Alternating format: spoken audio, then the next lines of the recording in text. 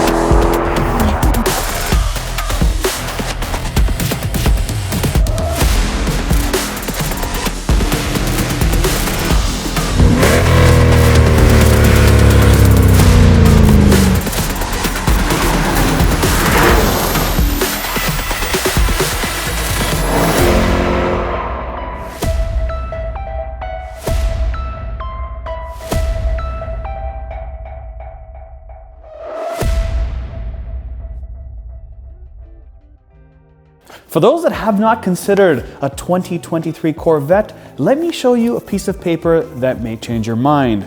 This car costs 74,603 Canadian dollars. I have no idea why it's 603. It should just be 74,699 like everything else in the country. It has performance exhaust for $1,375, 19-inch front and 20-inch rear wheels for $1,295, Rapid Blue for $995, and a battery protection for $115. Freight of $22.95, air tax of $100 for a grand total of $81,616.95 for this. People that have no idea about sports cars look at this and say, what is that? Is that a Ferrari? Cool car, man. What is that, Ferrari? You're probably wondering why we have got this car so late.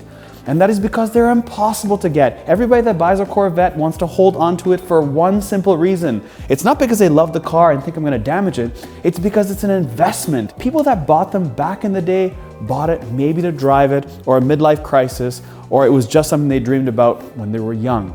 But today, it's only for investment purposes. And to prove that point, the cheapest one like this that is used is $120,000 Canadian. That's almost $40,000 more than what this costs brand new.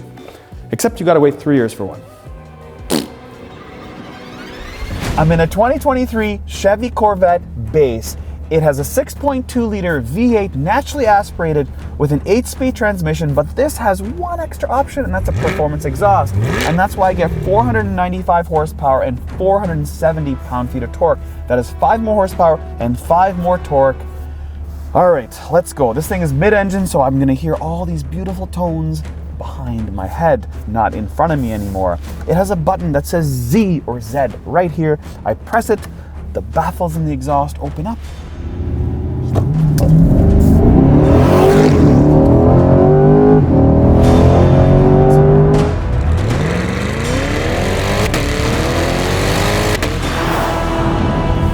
Was not expecting that. This car is 70-ish thousand Canadian dollars. Value for money.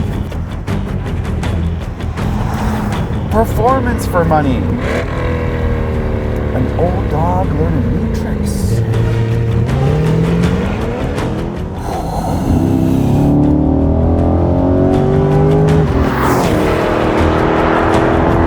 So it does 0 to 60 in 3 seconds flat. It does a quarter mile in 11.2 seconds. It's got a top speed of 194 miles an hour. There is a massive difference between the old generation and this generation. This is engaging. This is not, I'm worried for my life when I drive it like I'm gonna end up in a tree. No, this is like refined. Now the Corvette was launched 2 years ago, and there's a million reviews out there, tons of point of view drives, tons of track time. There's so much data on this Corvette, so there's probably nothing I can tell you that you don't already know. Right here I have a mode. I push my cursor over and we'll start at the bottom. I have tour mode, I have sport mode, and then I have track mode. And I will tell you the suspension does tighten up when I'm in sport mode.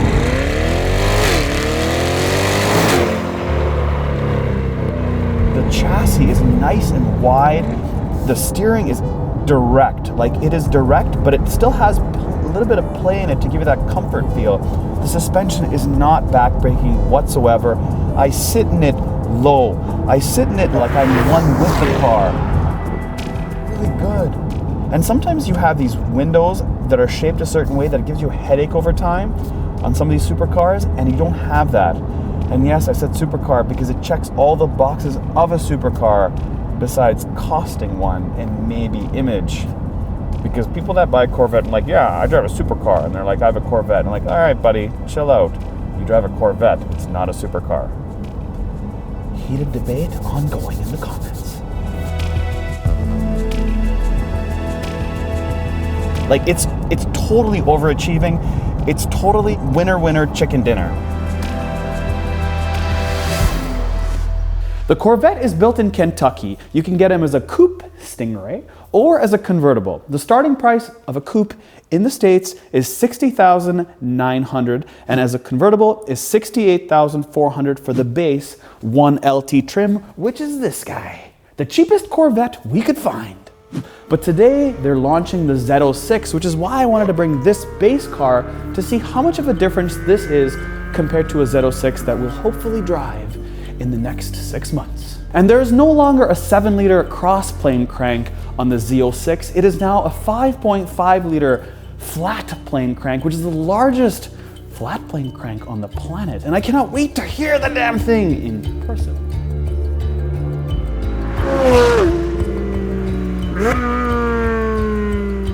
Now, in my opinion, the front of the vehicle is where it really garners attention. It is inspired by the 458 Italia, and it really shows over here, but also the Aventador. It's got this sharp shark fin look on the front, and it really looks supercarish. Anybody that saw any press footage on this before it was launched was thinking, man, this is gonna be so amazing because it's mid-engine, it looks like a supercar, and it's far different than the older generations, even though they've added that inspiration on the back. So I'm glad on the front it looks different.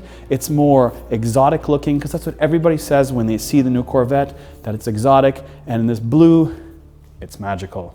Now, in order to open up the front hood, there is no latch. It's simply a button I press, and voila, it opens up. But check out this design. It's exactly like a Lamborghini Aventador, like pretty much exactly the same. And how much room do we have underneath here? It's almost enough for me to fit, but since this is not my car and it's an investment, I cannot put my whole body in here, but I guarantee you that I could fit. And then there's this rear trunk. You can fit a lot in here, a lot more than the R8. The R8 had absolutely no trunk room in the back. It was all engine. But in this one, I can actually almost fit inside here. If I had more space, just a couple more cubic inches. Now, it has all the right pieces to make it a real exotic. Now, as far as tires go, you have 245 35 19s in the front, and in the back you have 305s 30 20s. But it's not the tire size that matters, it's the tire type that does. These are Michelin Pilot Sport all seasons, and they are the best tires ever. I will never complain about Pilot Sports 4S's or these guys. They hook well, they make the car feel solid, and some other brands cheap out and don't spend the money, especially when this thing is priced this way to offer us tires like that. These are 19s in the front and 20s in the back. These wheels are forged, they say Ford right on them. They've got huge brakes in the front that say Corvette. And then moving back, what's even more dominating is this mirror. It's not the mirror itself, but it's the bracket that holds it. It is long. It's not short, it's long. It makes the car appear wider.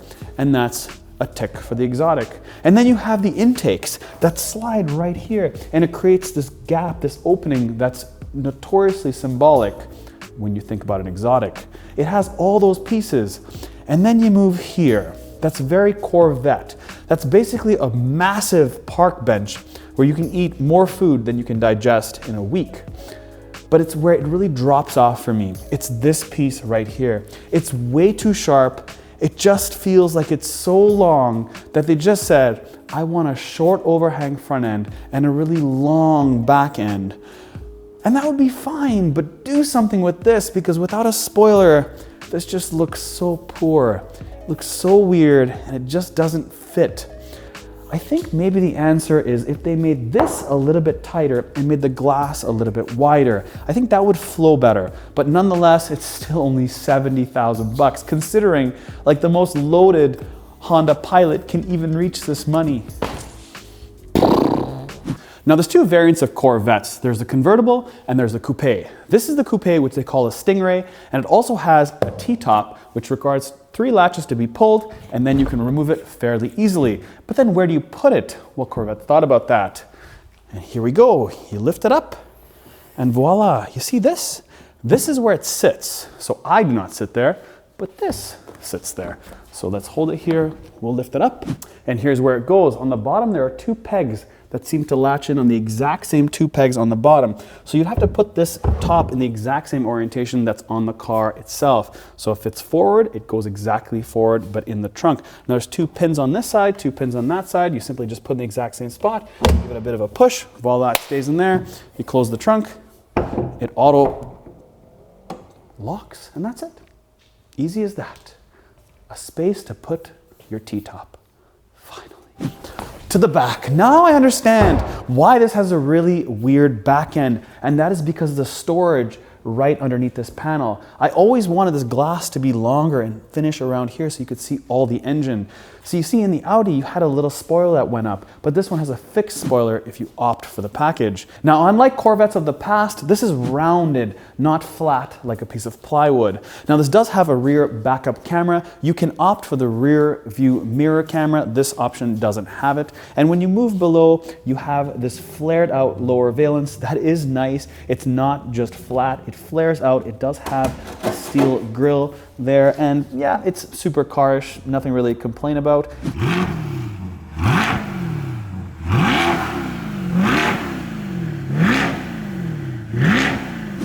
Now to get into the Stingray, the door handle is actually underneath like most supercars. So I put my hand underneath, I touch this rubber little button, I press it, and I can get into this thing. So let's talk about these seats for a minute, and they're very similar to the CT5V Blackwing. They have the Corvette embossed right here in the headrest, and they have white stitching, but it's the style of it up here that's unique. It flares out like this. It's not just flat like a Porsche. It's like a Porsche seat, but it has 2 extra wings on the side of it. And because this is a 2-seater coupe, unlike the Camaro, which this oddly enough gets compared against, this is not a 2+2, it's a 2-seater. There is this little compartment back here. It's very small. There is no full out compartment like the R8. This just has a speaker, and it says 70 years, 1953 to 2023 Corvette, because this is a 2023 model.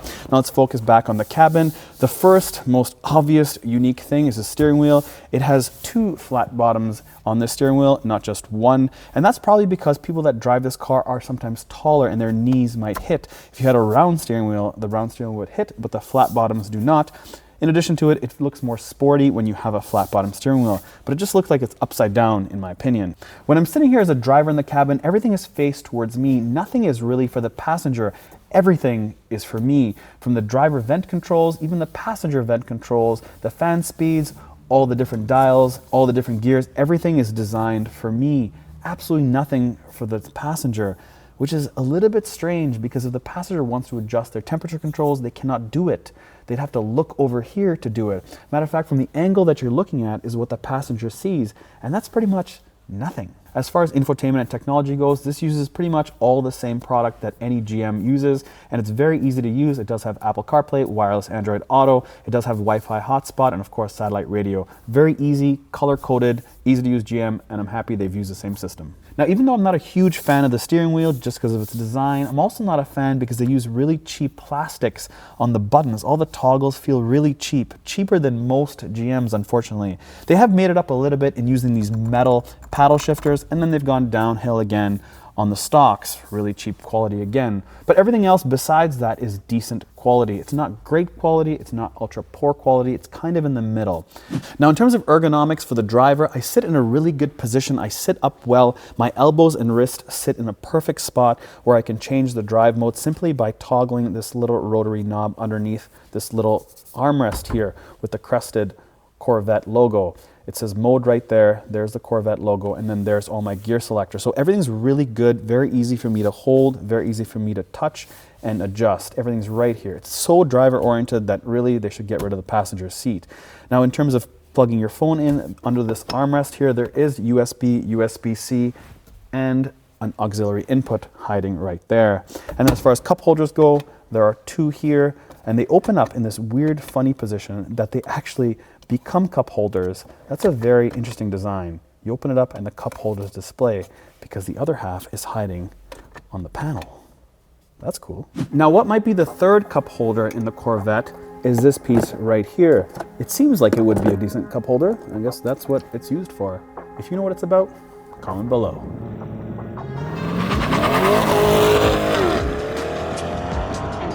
Now the question becomes, what options would you buy on your Corvette? Would you buy the performance exhaust? Would you buy the Z51 package? Would you buy the mag ride? And probably I would buy those options. Unless, of course, it's a pure track car and I want to do the stuff myself and I like working on my own cars, then maybe not. I like to piece and choose and then obviously stick it on your ride. But out of the box, still it has such good value even when you buy these added options from GM. But what Chevy has done is they've given you a car that looks, feels, and acts like something that's $100,000, but it's actually the same price as a Cayman. Yeah. And even competes against a Camaro. Yeah. That's pretty crazy. That is pretty crazy. A car for the masses. So I hope you guys like this video on this base Corvette with two options plus the color. Would you guys buy this spec? Let me know in the comments below. If you won't and you want one with more options, let me know as well. I know I will be looking for a base Z06 because they are money. We'll catch you on the next one.